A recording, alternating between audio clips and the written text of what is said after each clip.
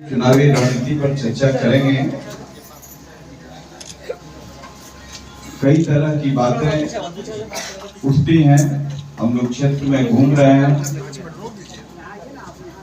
जहां गरीब लोगों का वोट है। आजादी के 70 वर्षों के बाद उनके यहाँ बूथ नहीं दिया गया है। ये कोशिश की जाती है कि वो बूथ हमारे कब्जे में रहे, तो वोट हम अपने मन के हिसाब से करेंगे। लेकिन मैं उम्मीद करता हूं कि जिला प्रशासन इसको सुनिश्चित करे कि जहां जहां भी वोट गरीब लोगों का है और जहां से ये एप्लीकेशन जाता है कि यह वोट पर किसी तरह का खौफ की छाया नहीं हो, वहां पर चलंत बूथ लगाया जाए, उनके घर तक जाए और उनका वोट का संग्रहण करे। ये आपके माध्यम से मैं जिला प्रशासन से मांग करता हूं, चुनाव आयोग से भी मांग करता हूं कि गरीब लोगों को आज आप इस्तेहार दे रहे हैं, अखबारों में दे रहे हैं कि वोट का परसेंटेज डाउन कर रहा है, तो वोट का परसेंटेज डाउन क्यों कर रहा है इसको आपने देखा नहीं। आज भी मैं क्षेत्र में घूमता हूं और पहले भी सांसद रहा हूं। बहुत सारे बूथ हमने चेंज कराए, उसको लिबरेट कराया, लेकिन अभी भी बहुत सारे बूथ हैं जहां लोग अपने कब्जे में रखना चाहते हैं और ये अतिक्रमण करते हैं। तो मैं चुनाव आयोग से मांग करता हूं कि ऐसे जिस संविधान को डॉक्टर भीमराव अंबेडकर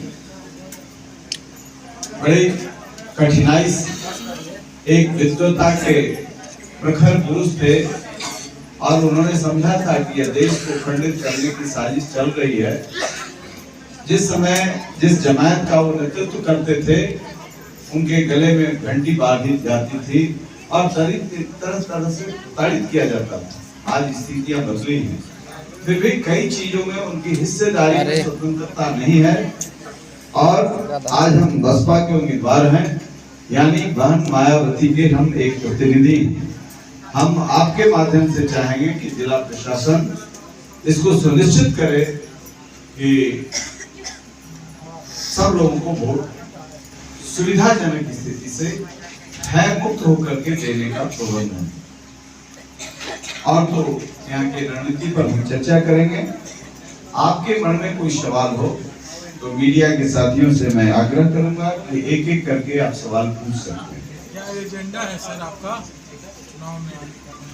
चुनाव में आने का एजेंडा तो तब शुरू हुआ जब मैं 1993 में पहली बार स्वतंत्र रूप से बिहार विधान परिषद का सदस्य बना और ये संघर्ष अन्याय के खिलाफ लड़ता हूँ, चाहे वह जिस जाति और धर्म के लोग हों। अरुण कुमार के बारे में ये नहीं कह सकते कि सांसद जिसने वोट दिया हम उसकी भी चिंता किए और जिसने वोट नहीं दिया उसकी भी चिंता की। इसी अरवल में बहुत ऐसे मेरे काम किए हुए हैं जहाँ की वोट से कोई रिश्ता नहीं हो। अभी ये कह रहे थे कि एक तरफ यादव हैं और एक तरफ भूमिहार हैं। मैं अपने साथी से कहना चाहूंगा, मैंने भूमिहार और यादव की राजनीति नहीं की। मैंने अन्याय और न्याय के पक्ष में, सभी जाति में अन्यायी हैं और सभी जाति में न्याय के लोग। मैं पहली बार जब सांसद हुआ तो चंद्रशेखर बाबू के कॉलेज में, जो सीबीआई के एमपी होते थे, उनके कॉलेज में फंड दिया। कुछ लोगों ने आपत्ति की, हमने कहा कि ये नहीं चलेगा। ये काम सार्वजनिक चीजों में है। मैं उनके गांव का रोड बनवाया, दूसरे लोग उन्हीं के जाति के लोग थे, कभी रोड नहीं बनवाया। तो हमारे समय में हम राजनीतिक विधायकों को भी हम कह करके पूछते थे, बताइए कौन सा काम है जिसको हम करना चाहें। हम एक ही चीज की सुनिश्चितता चाहेंगे कि आज भी यदि भय की स्थिति है हमारे बहुजन समाज पार्टी के कार्यकर्ताओं में, तो ये भय दिमाग से निकाल दें। अरुण कुमार इस भय के साथ आपको व्यक्त करने के लिए हर कुर्बानी देने के लिए तैयार। हम इसी की लड़ाई लड़ते रहे और हम जिस पार्टी में भी रहे हों, इस सवाल के लिए हम खड़े रहे। आप बहुत सारे उदाहरण है जिसको हम 12 बजे रात में भी हमारा कोई कार्यकर्ता बीमार हो जाए या क्षेत्र के बाहर का भी कोई बीमार हो जाए, अरुण कुमार का मोबाइल खुला रहता है और उसके लिए हर संभव प्रयास करते हैं कि उसकी स्वास्थ्य की, उसकी शिक्षा की, उसकी सुरक्षा की हम गारंटी लें।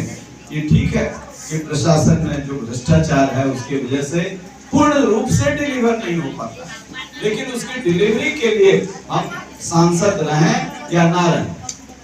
आज भी मेरे के यहाँ जितने लोग जाते हैं शायद यहाँ के सांसद क्या नहीं जाते, इसलिए कि उन्हें भरोसा है हमारे ऊपर और उसमें जात की सीमा नहीं है।